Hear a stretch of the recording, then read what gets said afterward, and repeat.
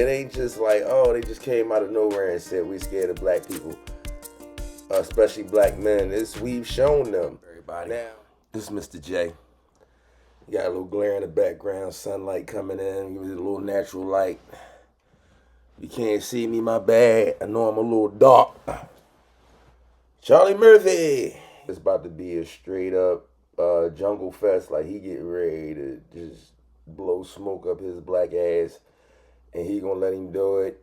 And I love Marshawn Lynch, but I don't think this right here was the forum or the medium for him, but he's trying to do his thing like I'm trying to do my thing, and he's way farther than I am. So I'm not hating. But I'm going to give my reactions, my thoughts and shit.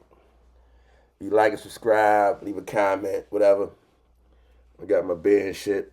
We're going to watch Marshawn Lynch and Bill Maher. Two way different sides of the coin, but not really. Really? You're on beast mode? No, but I did bring you some, though. Okay, thank you, but can't be in beast mode here. We're very mellow. No, that's cool. No beast. The beast's not going to come out, right? No. I'm chilling. If it is, I can send you to the ICE recruiting station. See, that's why they put black men in dresses and shit. Because white men are still scared of black men. And a lot of times with good reason. We shall overcome tip. Then we went through the Black Panther tip. It was a wrap. They was like, oh no, that's what we thought these motherfuckers was. Then the riots and shit make us victims through race baiting and all that. I know this is about to be some race baiting shit. When you were in the NFL, were you known as a pot smoker? Yeah, we get down shit. I mean, I've been in that program, I don't know what, 3 or 4 times, so. I don't know, he a big dude. Let me see how much him rocking is going to take beast mode to start feeling a little loose. See how long it take before he get loose and Bill Maher start feeling a little program. So they got a drug program. Oh, that they'll put you in, man. Oh, I thought you meant a program that sent you drugs. No, like a weed of the month club, because I was in that program. Well, I mean, we had one of those too, but you know what I mean, that was more underground. But you know who really paid the price? You know, I was thinking, like, why don't y'all let other motherfuckers get the weed and bring the weed and do all that stuff and get the heat and all that, but they still can blackmail you. Because it's still all illegal shit. So you gotta know who you can trust, and you can't really trust anybody. Not in your family, for real. Look at Mike Vick. Mike Vick, Peoples gave him the fuck up. Dog ring he knew about, but he wasn't running this shit. Fucking turned state's evidence on him so motherfucking fast. He had to redo his whole fucking like career and be. In the NFL was Ricky Williams, right? Run, Ricky, run. That motherfucker was open with it, and you know, you can't do that. You can't do that, man. You'd have to keep up a certain level of decorum and to sell advertisements and all these different things. So they couldn't be like, yeah, Ricky Williams out here blowing his brains out every motherfucking day, and we cool with it. It's not good business. It's just really not. Most definitely. You what? I said most definitely. He was somebody I looked up to, too. Matter of fact, we're doing something tomorrow. Did you? Well, you didn't play at the same time. I saw this part, a clip of it. I saw this clip. So he getting ready to talk about the woman king and all this old bullshit. But he really should have talked about the transatlantic slave trade, which was pretty much backed by Africans. Africans sold other Africans. And on top of that, I'm going to say this, black people, we do not own the patent on slaves. Everybody was slaves at one point in time in their life. Some in their lineage probably, except unless they was like kings. And even when, you know, the kings got conquered, they probably got killed. But, you know, people were slaves. They sold slaves. It was big business. But it's just like, oh, black people, we were the slaves, and nobody else was slaves, just us. And white people slaves too. Oh man, as Andrew Wilson, I guess would say. position. Because ain't no land there. They in the water trying to get to the motherfucking spots. Somebody got to die. It wasn't always the black man. They're rewritten by man. They're rewritten by man. They're taking some shit out and rewritten by man. So we don't know what that motherfucker said at first. We know what the King James Version say. That's all we got, right? Urge to them to actually say, this is wrong. Hey, we've got this 10 Commandments. If slavery is big business during those times, all the way up until the transatlantic slave thing, which is, I guess, trumps all the other slaves that trades that go the fuck on. Why would they put that in the Bible as wrong? Like I said, you don't know what the fuck the bitch said, before they didn't flip that bitch about 4, 5, 6 times. They done stepped on it like some motherfucking coke. List 10 things you really shouldn't do. I say we put that on the list. Nobody ever said that. But if somebody like me did it, and fuck, all hell to pay for it. What do you mean if somebody did what? Like somebody black. I want, like, when we doing it, if you saying that black people have slaves. Here we go. We about to go plantation on me. I love Marshawn.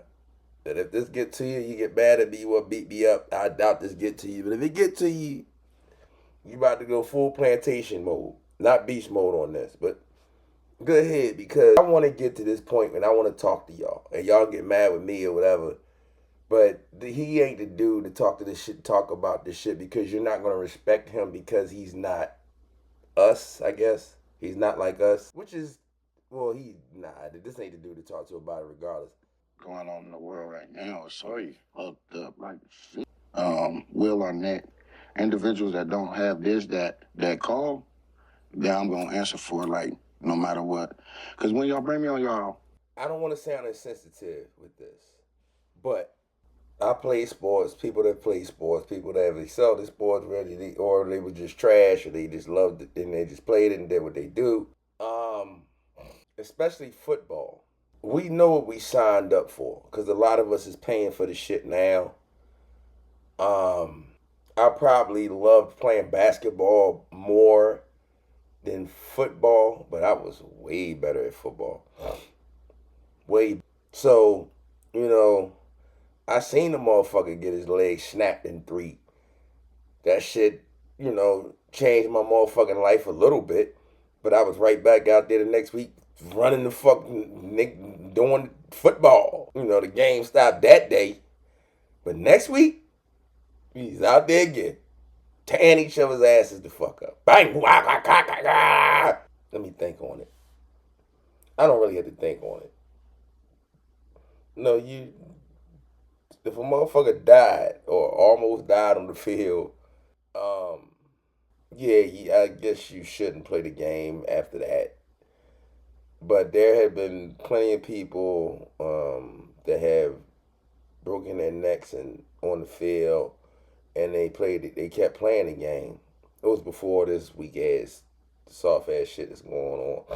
But Bill, I'm not feeling this. the humanity. That's what they lead with. Not a ticket. It's not humanity. Yeah, it is. Why is it humanity? Because why is it? Look, you desensitized to the shit going on, and especially now. I'm just speaking personally for me. I remember my first NFL game. I got drafted to Buffalo in 2007, and the very first kickoff of my regular season, Kevin Everett was going down on a kickoff. Got hit, and he landed there lifeless. Now, from what they tell us on the sideline, he'll be paralyzed from the neck down. They brought out a stretcher full of ice and put his body on ice. That was my first hit in the NFL, and I'm like, this is what I got to look forward to for, I don't know how long I'm going to play. Well, look, we signed up for that. All the shit This is in the there. business we've chosen. You signed up for that. There you go. You a football player, Marshawn. We signed up for that, bro. Y'all get to the highest levels. Even on the lower levels, motherfuckers get snapped up and pop on them. It happens. No, because you You trying. And it's crazy because y'all motherfuckers remember he said, hey, I'm only going to talk because the NFL want me to talk. And that's what y'all remember him for, being an asshole, I guess. But then you look at him, you like, yo, this motherfucker got talent. He got shit. He got swag. He got all that shit. That West Coast shit. And I fucks with him. I fucks with Marshawn. I know how you want to look at it. But the call had to come down from Roger Goodell. And Roger Goodell said the optics of this, if we keep playing this game, will look terrible. He's black. If it was a white fucking player, they might have kept going. I ain't gonna hold you. And I ain't even trying to be on no race baiting shit. That's not what I do. Optics is definitely business. And you're supposed to have motherfuckers at the top, you know, of the food chain. That's the big bad wolf that, you know, the dragon you're supposed to slay. That's what the NBA is losing. That's kind of what the NFL is losing. Parity equals mediocrity. The guy on Dan Le Batard, he said it again. I forgot his name again. Sorry. But he's not wrong. So, I don't believe that the way the NFL, NBA,